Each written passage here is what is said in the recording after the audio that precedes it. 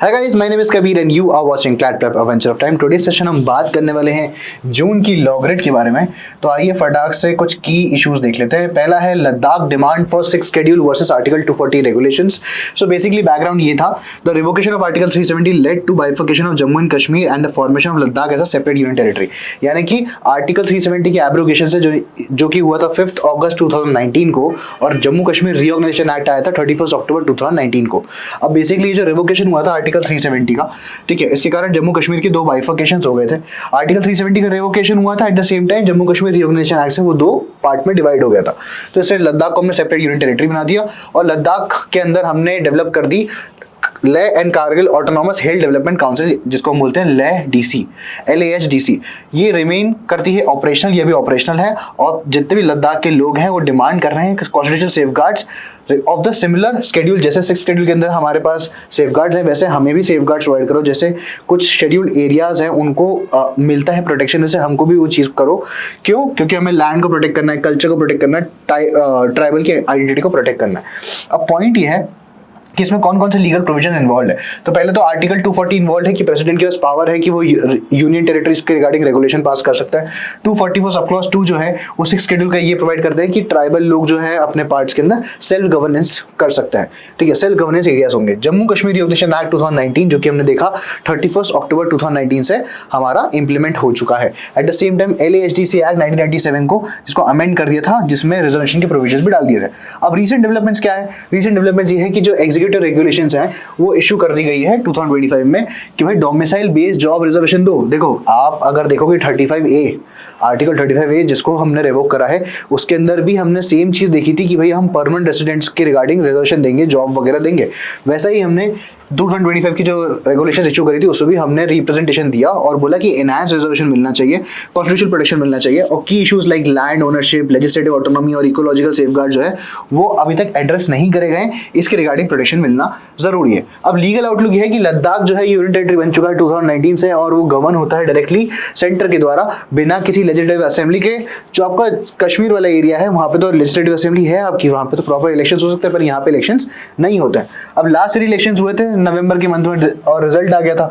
इस वाले पार्ट में कोई इलेक्शंस नहीं होते, कोई रिजल्ट नहीं आता, यहाँ पे सीधे प्रेसिडेंट रूल लगा होता है, सेंट्रल इस पे पावर होल्ड करता है। आर्टिकल 240 कॉन्स्टिट्यूशन का ये बोलता है कि प्रेसिडेंट रेगुलेशंस लगा सकते हैं पीस, प्रोग्रेस और गुड गवर्नेंस के रिगार्डिंग यूनियन टेरिटरी, जैसे हमने देखा था आर्टिकल 240, ठीक है, कॉन्स्टिट्यूशन ऑफ इंडिया का। अब 244 सब क्लॉज 2 में भी यही दिया है कि which provides for autonomous district council, कि आपकी जो डिस्ट्रिक्ट की रहेगी उसकी एक ऑटोनॉमस काउंसिल रहेगी, यानी कि आपका खुद का लोकल सेल्फ गवर्नेंस रहेगा। तो यही प्रकार की चीजें हैं और ये कुछ बेसिक टाइमलाइन जो आपको गो थ्रू करना जरूरी है। मूविंग फॉरवर्ड, लद्दाख के बारे में एक और इशू है, वो है Ladakh land and job regulation act 2025। जून 2025 में ये बोला कि गवर्नमेंट ऑफ इंडिया ने इंट्रोड्यूस कर दी थी कुछ सेट ऑफ रेगुलेशंस लद्दाख के अंदर, ताकि हम एड्रेस कर सके वही सारी की सारी चीजें जो लद्दाख में चल रही थी। अभी जो रेगुलेशंस थी वो आर्टिकल 240 के रिगार्डिंग थी, ठीक है, कि भाई हमने इन एरियाज में, इन यूनियन टेरिटरीज में विदाउट लेजिस्लेचर गवर्न हो रहे हैं, तो इसके अंदर लोकल डिस्ट्रिक्ट काउंसिल जो है वो वर्क कर रही है। अब 6 शेड्यूल के तहत इनको मिल तो जाना चाहिए चीजें, बट मिल नहीं रही है क्योंकि कॉन्स्टिट्यूशनल ऑटोनॉमी इनको ग्रांट नहीं हुई है। तो ट्राइबल एरियाज पे सेल्फ गवर्नेंस का सिस्टम अभी तक शुरू हुआ नहीं है। अब कौन से रीसेंट डेवलपमेंट्स है हम देख लेते हैं कि क्या हमारे लिए पढ़ना इंपॉर्टेंट है। बेसिकली थोड़ा लीगल जीके जैसा है। लद्दाख में सिविल सर्विस का डिसेंट्रलाइजेशन हो गया है एंड रिक्रूटमेंट अमेंडमेंट रेगुलेशन आई है 2025 का, यानी कि 15 साल इट इंट्रोड्यूस है 15 ईयर डोमिसाइल रिक्वायरमेंट, यानी कि अगर आपको गवर्नमेंट जॉब के अंदर रिक्वायरमेंट, मतलब अगर गवर्नमेंट जॉब लेनी है तो आपकी रिक्वायरमेंट है कि आपको 15 ईयर्स तक का डोमिसाइल प्रूव करना पड़ेगा, कागज दिखाने पड़ेंगे। Ladakh civil service domicile certificate rule जो आउटलाइन करता है process for obtaining domicile certificate, कि भाई क्या प्रोसेस होगा अगर आपको डोमिसाइल सर्टिफिकेट लेना है। 2025 के नए रूल्स आ चुके हैं। Union territory of Ladakh reservation amendment regulation act जो कैप करता है कि रिजर्वेशन जो है वो SC ST OBC और बाकी ग्रुप के लिए हो जाएगा 85%, बाकी 15% जो है वो जनरली अवेलेबल है। इसमें एडिशनल 10% है EWS के लिए। लद्दाख की जो ऑफिशियल लैंग्वेज की जो रेगुलेशन है उसमें क्या क्या रिकॉग्निशन है, भाई हमारे पास इंग्लिश है, हिंदी है, उर्दू है, भोटी है, पुर्गी है। ये लैंग्वेज का नाम याद रखना बहुत अच्छी एक लीगल जीके वाली चीज है, बिल्कुल पूछी जा सकती है आपसे करंट के तौर पर कि इंग्लिश है, हिंदी है, उर्दू है, भोटी एंड पुर्गी है। भोटी पुर्गी बाकी लोकल लैंग्वेजेस है। अब ये इसमें हम सपोर्ट करते हैं हम लोकल लैंग्वेजेस का एंड ऑफिशियल लैंग्वेजेस को एज वेल। वोटियनपुर की हमारी ऑफिशियल लैंग्वेजेस अंडर शेड्यूल 8 नहीं है, ठीक है, पर बाकी ये जो लैंग्वेजेस है हिंदी, इंग्लिश एंड उर्दू, ये हमारी ऑफिशियल लैंग्वेजेस है जो हमारे शेड्यूल 8 के अंदर गिवन है। लद्दाख ऑटोनोमस हिल development council amendment regulation act reserve करता है 1/3 सीट्स वुमेन के लिए इन लेह एंड कारगिल। तो रीसेंट डेवलपमेंट यही है कि 85% जो जॉब्स हैं वो बिल्कुल रिजर्व करी जाएंगी लोकल के लिए विद एडिशनल 10% ईडब्ल्यूएस के लिए, और वुमेन का एनहांस रिप्रेजेंटेशन यानी कि 1/3 representation. Moving forward, legal battle हो रहे हैं हमारे किसके, एआई के रिगार्डिंग, कि भाई एआई जो है वो कॉपीराइट का वायलेशन कर रहा है। Rapid adoption of artificial intelligence, यानी कि आर्टिफिशियल इंटेलिजेंस का हम इतना ज़्यादा रैपिडली अडॉप्शन कर रहे हैं, इससे एक वेव ट्रिगर हो रही है जिसमें बहुत सारे लीगल डिस्प्यूट्स हो रहे हैं इंक्लूडिंग इन यूएस के अंदर बिल्कुल डिस्प्यूट हो रही है। तो कोर लीगल क्वेश्चन से इतना सा बनता है कि कॉपीराइटेड वर्क जो है वो यूज करा जा रहा है एआई मॉडल को ट्रेन करने के लिए। बीच में बहुत सारे लोगों ने यही बोला कि यार आप हमारा कंटेंट कैसे यूज कर सकते हैं। एएनआई ने भी केस करा इसके रिगार्डिंग। एएनआई ने बोला है कि आप हमारा डेटा किससे पूछ के यूज कर रहे हैं अपने गूगल के मॉडल को ट्रेन करने के लिए, चैट जीपीटी मॉडल को ट्रेन करने के लिए। तो ये तो हमारा कॉपीराइट इंफ्रिंजमेंट है, और ये क्या फेयर यूज के अंदर आता है कि नहीं आता। तो इंडियन कॉपीराइट एक्ट जो बोलता है 1957 का, ये बोलता है कि एक्चुअली वो एड्रेस तो नहीं करता एआई के रिगार्डिंग, क्योंकि कॉपीराइट एक्ट 1957 का है, तो अब एआई के रिगार्डिंग कैसे करेगा। तो हमको थोड़ा सा एक देखना पड़ेगा, it would surely take some time for us. तो सुप्रीम कोर्ट ने एक इसकी आपकी मैंने in the month of July इसकी तो basically in the month of June के लॉ ग्राउंड में मैंने इसको कवर करके रखा है। एट द सेम टाइम मैंने इसको जुलाई के लॉ ग्राउंड में भी कवर करके रखा है कि सुप्रीम कोर्ट ने बेसिकली एक बेंच बिठाई है, और बेंच क्या कहती है, बेंच यही कहती है कि यार आपको एक पैनल बिठाना ज़रूरी है, और पैनल ये डिसाइड करेगा कि आर्टिफिशियल इंटेलिजेंस का जो नया फ्रेमवर्क है, क्या हमारा कॉपीराइट लॉ उस चीज़ को कवर करता है कि नहीं करता। अगर नहीं करता तो फिर उस पर लेजिस्लेटिव कुछ बनना चाहिए। तो ये सुप्रीम कोर्ट ने इन द मंथ ऑफ जुलाई बोला है। जून में भी इस प्रकार की कुछ चीज़ें देखी गई हैं। अब इसके कुछ रिसेंट डेवलपमेंट्स ये हैं कि यूएस कोर्ट जो है वो रूल ये करता है कि training of AI models with copyright work can be accidentally transformative and fall under a fair use. कि भाई एआई मॉडल को अगर आपको ट्रेन करना है और कॉपीराइट वर्क्स के थ्रू ट्रेन करना चाहते हो, तो ये बहुत ज़्यादा अच्छी चीज़ होगी और बहुत ज़्यादा एफिशिएंट लेवल की चीज़ होगी, और ये करना चाहिए, ये फेयर यूज होना चाहिए, ठीक है। स्टोरिंग, बट आप पायरेटेड कॉपीज नहीं कर सकते, स्टोर नहीं कर सकते। आप उसको ट्रेन करने के लिए यूज कर सकते हो, पर आप स्टोर नहीं कर सकते वो data. That would be infringement. मतलब अगर कोई चीज़ पायरेटेड है, ठीक है, वो गलत है, मतलब वो लाइसेंस नहीं है। मतलब आप उसको ट्रेन करने के लिए यूज करो, उसके नॉलेज एनहांसमेंट, नॉलेज बेस बनाने के लिए, एनहांसमेंट के लिए यूज कर सकते हो, but at the same time आप उसको इस पर्पस के लिए यूज नहीं कर सकते कि यार मैंने बुक खरीदी नहीं है, पर मैं चैट जीपीटी से पूछूंगा तो वो बुक का एग्जैक्ट मुझे सेम टू सेम फॉर्मेट में आंसर बना के दे देगा। तो ये गलत है, ठीक है। that would not be as a fair use, that would be an infringement. India में क्या है, गवर्नमेंट पैनल रिव्यू कर रहा है, वही जो मैंने बोला adequacy of current copyright law, कि भाई हमारा जो करंट कॉपीराइट लॉ है वो क्या एडिक्वेट है कि नहीं है। At the same time law suits file हो रही पब्लिशर और न्यूज एजेंसी के द्वारा अगेंस्ट ओपन एआई कि आप अनऑथराइज्ड तरीके से यूज कर रहे हैं, जैसे एएनआई ने केस फाइल करा। दिल्ली हाई कोर्ट और सुप्रीम कोर्ट ने रिअफर्म करा कि only human authors are recognised under Indian copyright law, कि भाई दिल्ली हाई कोर्ट और हमारे सुप्रीम कोर्ट ऑफ इंडिया ने भी यही बोला कि कॉपीराइट एक्ट के अंदर 1957 के अंदर से वो सिर्फ इंडियन ऑथर्स इंक्लूडेड है, इसके अंदर एआई वाला ऑथर इंक्लूड नहीं है, एआई वाला क्रिएटर इंक्लूड नहीं है। और ये रही आपकी ब्रीफ टाइमलाइन जिसको आपको गो थ्रू करना है। Moving on to the next issue, Assam का revival of the 1950 expulsion act. अभी ये बहुत अच्छा लॉ है। लॉ ये कहता है आसाम रिवाइव कर रहा है हमारी immigrant expulsion from Assam act 1950 की पॉलिसी। वो बोलता है to directly expel illegal immigrants, तो मतलब जितने भी इलीगल माइग्रेंट्स हैं उनको वो एक्सपेल कर रहा है, मतलब देश निकाला कर रहा है। अब पॉइंट ये है कि कौन से कंट्री के लोग जो हैं वो माइग्रेंट होके आ रहे हैं हमारी कंट्री में, वो आ रहे हैं बांग्लादेश के। अब बांग्लादेश के जो लोग हैं इनको निकालना जा रहा है, लेकिन विदाउट एनी जुडिशियल प्रोसीडिंग। तो 1950 का जो एक्ट है इसका रिवाइवल हो रहा है, और ये जो एक्ट है इसके रिवाइवल के थ्रू बेसिकली होगा ये कि भाई उन लोगों को निकाल दिया जाएगा बिना किसी सुनवाई के, बिना किसी ऑडियल्ट्रम पार्टम के। ये इनैक्ट हुआ था 1 मार्च 1950 में, ठीक है। और ये किसके रिस्पॉन्स में हुआ था, ये रिस्पॉन्स में इस चीज के था कि भाई पोस्ट पार्टीशन इन्फ्लक्स, पार्टीशन के बाद जो इन्फ्लक्स आया, जो पॉपुलेशन आई ईस्ट बंगाल से, उस चीज के रिगार्डिंग था। तो एक्ट एम्पावर करता है सेंट्रल गवर्नमेंट को और डिस्ट्रिक्ट कमिश्नर को कि वो ऑर्डर कर सकते हैं इन सारे लोगों को एक्सपल्शन का, कि भाई आप निकल जाए if a person presence is deemed harmful, अगर आपकी प्रेजेंस जो है वो हमारी कंट्री के लिए हार्मफुल है और पब्लिक इंटरेस्ट के रिगार्डिंग है। At the same time scheduled tribes के राइट्स का भी वायलेशन हो रहा है। तो इसके कुछ लीगल प्रोविजंस देख लेते हैं। बेसिकली लीगल प्रोविजन कुछ इस प्रकार है कि इमिग्रेंट्स जो है उसके रिगार्डिंग हमने एक्ट बनाया, immigrants expulsion from Assam act 1950। ये अलाउ करता है direct expulsion order from district commissioner, कि भाई आपके डिस्ट्रिक्ट कमिश्नर ने सीधे ऑर्डर पास कर दिया, सीधे आप व्यक्ति को एक्सपल्स कर दो, ठीक है, बिना किसी कोर्ट के इन्वॉल्वमेंट के। Eight the same time section 6A citizenship act 1955 का ये बोलता है, इट डिफाइंस फॉरेनर्स, कि भाई फॉरेनर कौन व्यक्ति होगा। फॉरेनर व्यक्ति आसाम के अंदर वो होगा जो एंटर करता है 24 मार्च 1971 के बाद। Defines foreigner in Assam as anyone entering after, जो 24 मार्च 1971 के बाद एंटर कर रहा है वो सारे के सारे लोग क्या है, फॉरेनर कहलाएंगे। आसाम अकॉर्ड कहता है, Assam accord is a very very important law for your from your citizenship point of view. Next है foreigners act 1946 and foreigners tribunal order 1964 का। अब ये क्या कहते हैं आइए देखते हैं। Framework for tribunal and judicial process and citizenship matter, मतलब ट्रिब्यूनल का फ्रेमवर्क और जुडिशियल प्रोसेस क्या होगी सिटीजनशिप के मैटर के रिगार्डिंग। सो ये आसाम का जो मूव है ये ऑपरेशनलाइज करता है इस 1950 के एक्ट को, और ये शिफ्ट करता है एडमिनिस्ट्रेटिव rather than जुडिशियल, यानी कि जुडिशरी से पावर्स की छीन लेता है और एडमिनिस्ट्रेटिव के पास अनफिटेड डिस्क्रिप्शन देता है कि आपके पास पूरी पावर है regarding handling of illegal immigration. ये एक प्रेसिडेंट सेट कर सकता है अदर स्टेट्स के लिए, और क्वेश्चन भी रेज कर सकता है रिगार्डिंग इंस्टीट्यूशनल चेक्स कि किसी व्यक्ति को कुछ व्यक्ति को बाहर निकालने का मन करेगा तो बिल्कुल निकाल लेगा। तो क्या ये जस्टिफाइड होना चाहिए, क्या ये अलाउ होना चाहिए, इसी चीज की रिगार्डिंग बातचीत है। तो ये एक्ट जो है वो प्रेडेट करता है, मतलब हैम्पर करता है फॉरेनर एक्ट को, और ये एप्लीकेबल हो जाएगा हमारे पूरे across India, but tailored for Assam unique migration challenges. बस ये कस्टमाइज्ड है हमारा आसाम के यूनिक चैलेंजेस के रिगार्डिंग, क्योंकि आसाम में बहुत सारा इन्फ्लक्स है बांग्लादेश के रिगार्डिंग। अब आसाम का मॉडल जो है वो प्रेसिडेंट सेट कर देगा अदर स्टेट के लिए कि आप इलीगल इमिग्रेशन को कैसे डील करते हैं। Moving on to the next issue, that is Japan का innovative approach to AI legislation, कि भाई जापान की जो इनोवेटिव अप्रोच है एआई के रिगार्डिंग ये काफी ज्यादा ग्लोबली इसको मतलब कमेंट किया गया है कि बहुत बढ़िया चीज है। तो जापान ने इनैक्ट कर दिया है promotion of research development utilisation of artificial intelligence related technologies, मतलब एआई प्रमोशन एक्ट होना। देखिए एआई की प्रमोशन के रिगार्डिंग जापान का फर्स्ट कॉम्प्रिहेंसिव एआई लॉ है। अब ये एक्ट बोलता क्या है, no binding penalties of fines for non compliant, instead the government may advise और request cooperation from business and stakeholders, यानी कि कोई बाइंडिंग पेनल्टीज नहीं है, कोई फाइन नहीं है अगर कोई इसको कंप्लाई नहीं करेगा। गवर्नमेंट एडवाइस कर सकता है, रिक्वेस्ट कर सकते हैं कोऑपरेशन के लिए बिजनेस एंटिटीज से एंड स्टेक होल्डर्स है।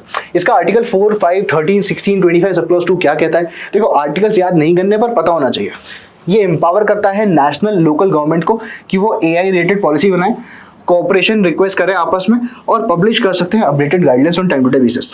ये एक सॉफ्ट लॉ की टेक्निक है जिसमें स्टेक होल्डर्स जो है उनको इंकरेज करा जाता है, लीगली कभी कंपेल नहीं करा जाता, मतलब it's non binding in nature, ताकि सब लोग गवर्नमेंट से अलाइन होकर काम करें और एथिकली गाइडेंस वाला काम करें। इंटरनेशनल कोऑपरेशन को बहुत ज़्यादा प्रमोट करता है, और इसके रिगार्डिंग इम्प्लीकेशंस क्या हो सकते हैं। अब यूरोपियन यूनियन के रिगार्डिंग बातचीत है, तो European unlike the European union risk based penalty driven act, मतलब यूरोपियन यूनियन का जो एक्ट है बहुत ही रिस्क बेस है और उसमें बहुत ज्यादा पेनल्टी है, पेनल्टी ड्रिवन है वो।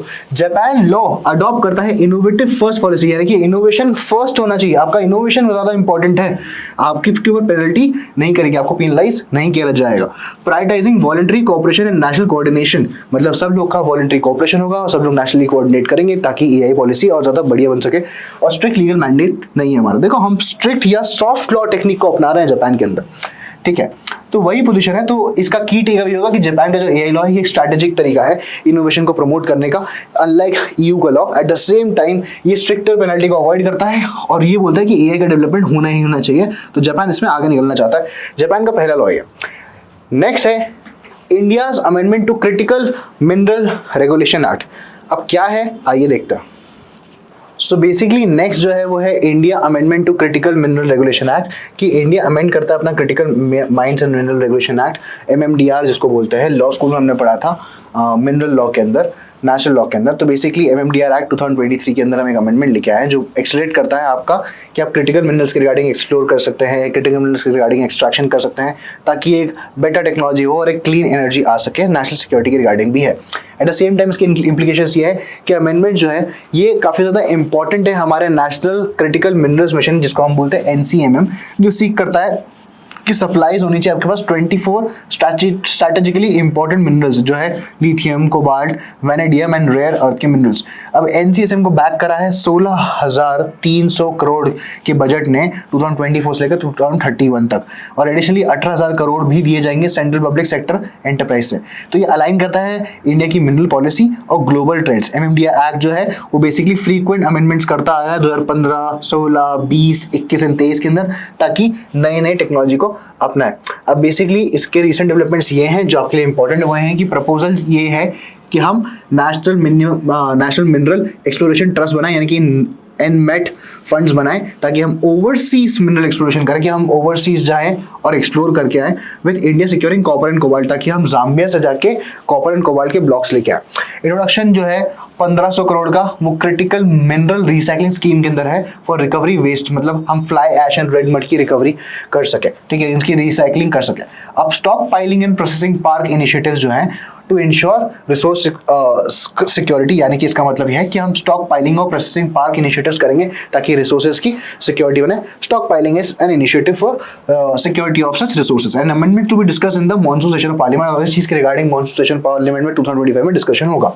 तो इसके वही है कि इंडिया ग्लोबल कॉम्पिटिटिवनेस करना चाहता है, at the same time promote करना चाहता है प्रॉपर तरीके से मिनरल एक्सट्रैक्शन ऑफ उन 24 इंपॉर्टेंट नेशनल इंटरेस्ट में मिनरल्स का, ठीक है। तो ये आपका बेसिक जीके जैसा था। नेक्स्ट थोड़ा सा इंपॉर्टेंट आ जाता है, जो थोड़ा कंट्रोवर्शियल इशू है, वो है वक्फ उम्मीद पोर्टल, वक्फ अमेंडमेंट एक्ट। तो वक्फ सबको पता है कि वक्फ के रिगार्डिंग कंट्रोवर्सी क्या थी, अपन ने पुरानी लॉ ग्रेड में कवर करा है। तो वक्फ उम्मीद पोर्टल जो है वो लॉन्च हो चुका है 6 जून 2025 को, और ये मेजर डिजिटल इनिशिएटिव है वक्फ अमेंडमेंट एक्ट 2025 के अंदर।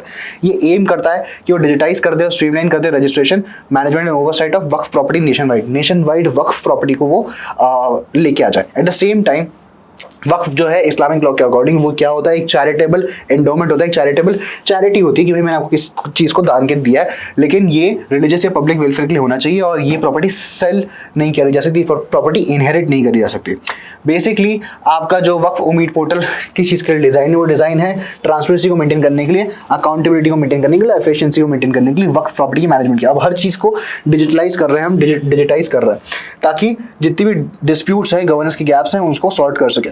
वक्फ अमेंडमेंट एक्ट 2025 का ये बोलता है कि मैंडेटरी डिजिटल रजिस्ट्रेशन, जैसा हमने बात करी कि जो अनरजिस्टर्ड प्रॉपर्टी उसको रजिस्टर करा जाएगा, और उसकी डेडलाइन जो है वो डिक्लेयर कर दी गई है ट्रिब्यूनल के द्वारा, और जो भी इश्यूज हैं वो ट्रिब्यूनल भी सेटल कर सकता है, वक्फ का ट्रिब्यूनल है।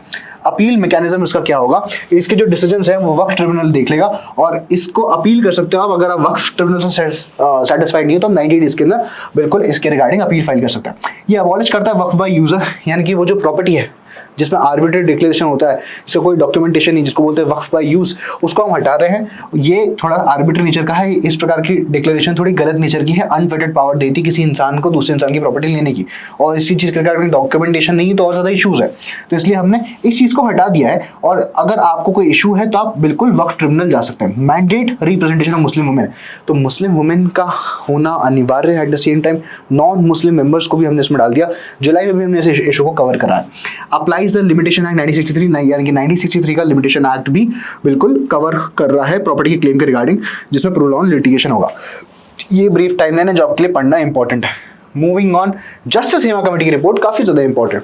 अब जस्टिस हेमा कमेटी की रिपोर्ट काफी ज्यादा पुरानी रिपोर्ट है, ठीक है, लेकिन इसके अंदर और डेवलपमेंट्स देखने को मिले। तो जस्टिस हेमा कमेटी की रिपोर्ट जो थी वो जुलाई 2017 में बनी गई थी केरला गवर्नमेंट के द्वारा, और ये high profile abduction and sexual assault के केसेस देखे गए थे मलयालम एक्ट्रेसेस के अगेंस्ट में, यानी कि मलयालम फिल्म इंडस्ट्री के अंदर ये बहुत देखा जाता था कि वुमेन को सेक्सुअली हरास किया जाता है, कास्टिंग काउच जैसी चीज़ों की प्रिविलेंस है वहाँ पे।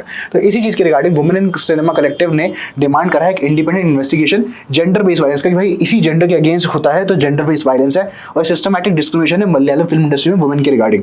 तो एक कमेटी को चेयर करा जस्टिस के रिटायर्ड जस्टिस थी, जस्टिस के हेमा, इसलिए इसको हेमा कमेटी रिपोर्ट बोलते हैं, विथ मेंबर्स शारदा एंड के बी वत्सला कुमारी।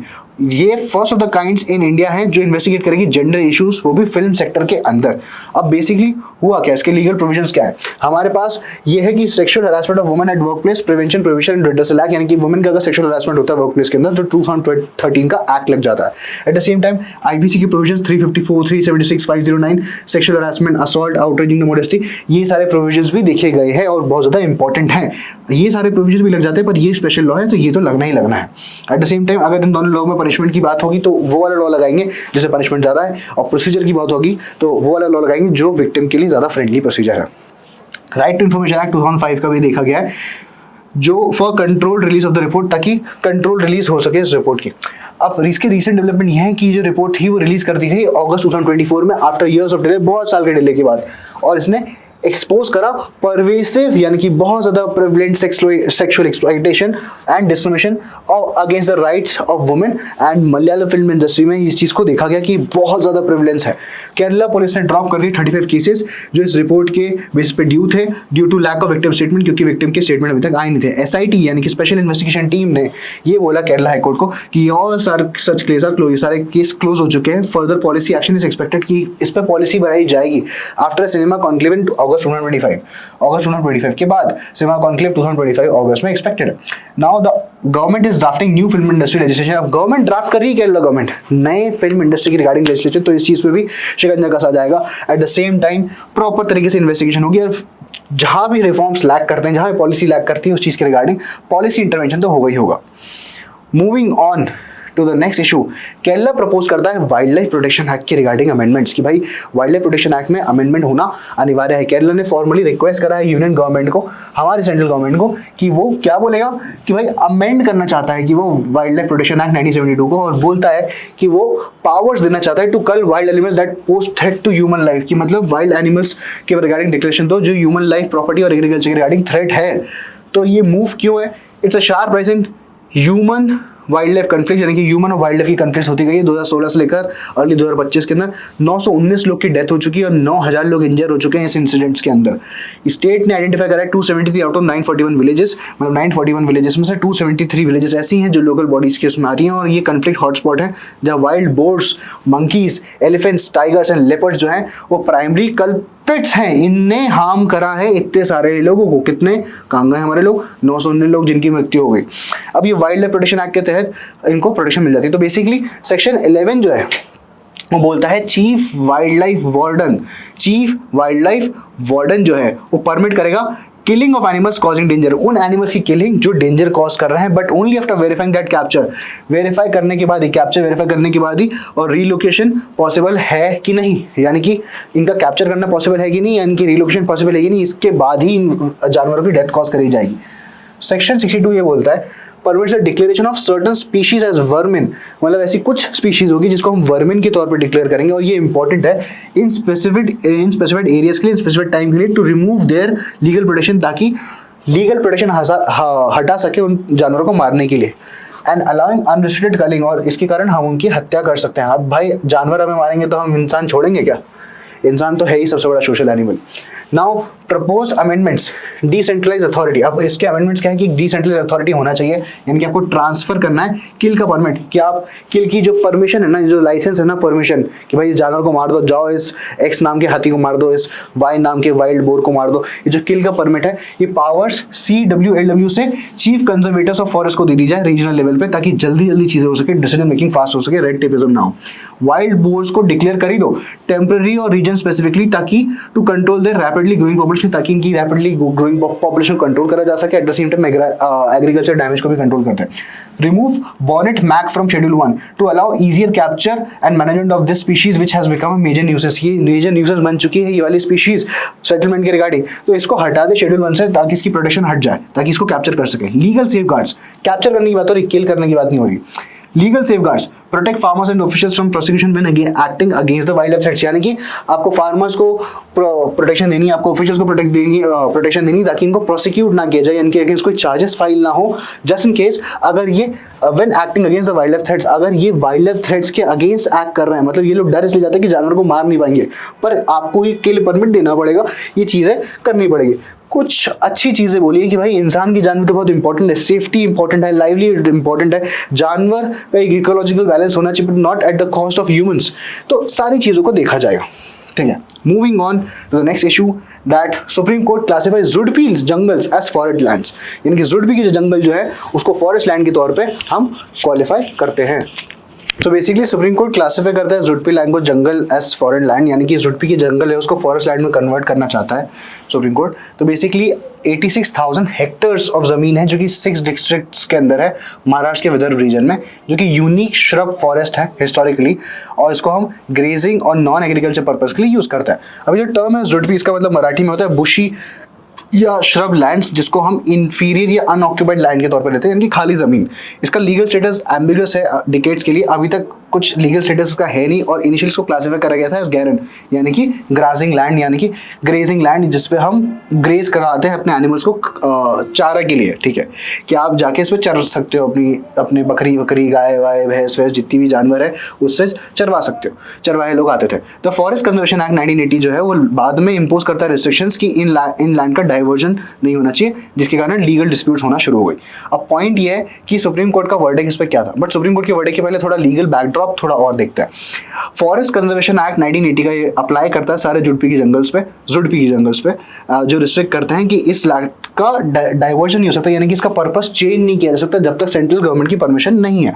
महाराष्ट्र का लैंड रेवेन्यू कोड 1966 का ये बोलता है कि इसको पहले हमने गैरन के तौर पे कन्वर्ट कर दिया था, गैरन लोग ग्राजिंग लैंड के तौर पे कन्वर्ट कर दिया। सुप्रीम कोर्ट 1996 का TN गोवर्धन जजमेंट जो है वो एक्सपैंड करता है डेफिनेशन फॉरेस्ट की लीगल पर्पस के लिए। अब सुप्रीम कोर्ट का इसमें जजमेंट क्या है, सुप्रीम कोर्ट ने रूल ये कर दिया कि जुडपी जो जंगल्स हैं उसको ट्रीट करा जाएगा फॉरेस्ट लैंड जैसे, फॉरेस्ट कंजर्वेशन एक्ट 1980 के तहत। और एनी कन्वर्जन और use for non forest purpose, ऐसा कोई भी कन्वर्जन ये जो कि नॉन फॉरेस्ट पर्पस के लिए है, उसका प्रायर अप्रूवल लेना पड़ेगा आपको सेंट्रल गवर्नमेंट से। Eight the same time court ने कहा ये कर दिया कि 1/3 एक्सेप्शन अलॉट्स, यानी कि इसका 1/3 जो है एक्सेप्शनली अलॉट किया जाएगा, स्ट्रक्चर्स को अलॉट कर दिया जाएगा for residential public utilities in government buildings, यानी कि जुडपी की 86,000 हेक्टेयर्स को 1/3 के तौर पर डिस्ट्रीब्यूट कर दिया जाएगा। ठीक है, किसके लिए? Residential public utilities in government buildings के लिए, जो कि स्टैब्लिश हो चुकी है 12 दिसंबर 1996 से और protected and regularised. Allotments made after this date, जिसके बाद के जो अलॉटमेंट है उसको स्ट्रिक्ट स्क्रूटिनी से देखा जाएगा and will require compliance with forest and laws, मतलब इसके बाद के जो अलॉटमेंट्स है उसको देखा जाएगा कि वो फॉरेस्ट लॉज का कंप्लायंस कर रहे हैं कि नहीं कर रहे हैं और सेंट्रल का अप्रूवल है कि नहीं। तो रिसेंट डेवलपमेंट ये है कि रेवेन्यू डिपार्टमेंट जो है उसको ट्रांसफर करना पड़ेगा जितना भी जुडपी जो लैंड्स हैं, किसको? फॉरेस्ट डिपार्टमेंट को। रेवेन्यू डिपार्टमेंट देना पड़ेगा महाराष्ट्र के, किसको? फॉरेस्ट डिपार्टमेंट को, विद इन 1 ईयर, 1 साल के अंदर। और स्पेशल टास्क फोर्स जो है वो मॉनिटर करेगी लैंड का यूज, कि इस लैंड पे यूज किसका है, कैसा है, और इंक्रोचमेंट इसमें से हटाएगी 1996 के बाद। Compensatory afforestation for loss of Zudpi land is allowed, यानी कि कॉम्पनसेटरी एफॉरेस्टेशन कर दिया जाएगा for loss of Zudpi land is allowed only if certified as necessary by the chief secretary and must be double of the area loss, मतलब it must be double the area loss, इसका compensation double हो जाएगा जितना भी area इसने loose कर दिया है। अच्छा इशू था। लास्ट हमारे पास है Assam indigenous arms licence scheme. Assam की जो इंडिजिनस आर्म लाइसेंस स्कीम है उसके रिगार्डिंग क्या है? अब देखो, हमने देखा ना कि यूएस के अंदर आर्म्स कोई व्यक्ति कैरी कर सकता है, उसके पास प्रॉपर लाइसेंस होना चाहिए, हर व्यक्ति की प्रोटेक्शन का अधिकार है। तो मई 2025 में आसाम कैबिनेट ने बेसिकली क्या अप्रूव करा है? ये कि आसाम कैबिनेट ने अप्रूव करा एक स्पेशल स्कीम कि वो ग्रांट कर देगी आर्म लाइसेंस इंडिजिनस सिटीजन को, जो वहीं के आम लोग हैं उनको दे देगी, ताकि वल्नरेबल और रिमोट एरियाज के रिगार्डिंग प्रोटेक्शन हो सके, जो कि बॉर्डर करते हैं बांग्लादेश से। देखो अभी हमने इसके पहले क्या देखा कि आसाम जो है इन्फिल्ट्रेशन के रिगार्डिंग वो 1950 का लॉ जो है उसको भी उसको भी इन्फोर्स करना चाह रहे हैं, और अभी हम यहाँ देख रहे हैं कि आसाम के लोग को बंदूक लेने का अधिकार दे दिया कि आर्म्स लाइसेंस को सिंपल तरीके से प्रोवाइड करा दिया जाए। The scheme is rooted in the arms act 1959 का जो आर्म्स एक्ट है उसके अंदर ये स्कीम है, but is operationalised through state level executive, मतलब स्टेट लेवल अपने खुद के रूल्स बना सकता है, जो रिफ्लेक्ट करती है कि स्टेट की अथॉरिटीज होती है regarding process of arm licence, कि भाई कौन व्यक्ति को मिलेंगे, कब नहीं मिलेंगे, एलिजिबल रेसिडेंट्स कौन होंगे, ये कौन डिसाइड करेगा? स्टेट डिसाइड करेगा।